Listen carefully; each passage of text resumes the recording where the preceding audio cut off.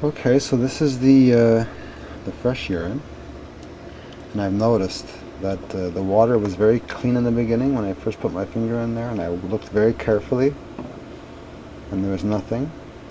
And after a few minutes, I'm seeing the first little bits of residue, like from my skin, you know? So I'm going to try and zoom in on that.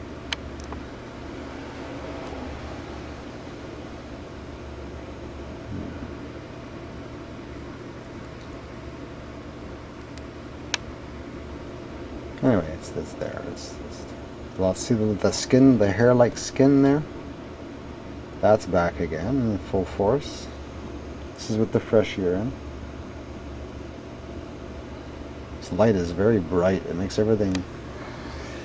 It's one of those new halogen with the mercury inside. Those funny coil. They look like a coil. I forget the name of those things. They're slipping my mind right now. All right.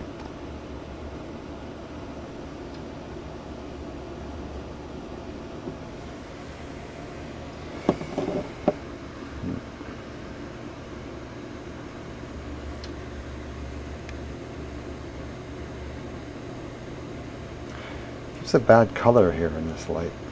Anyway,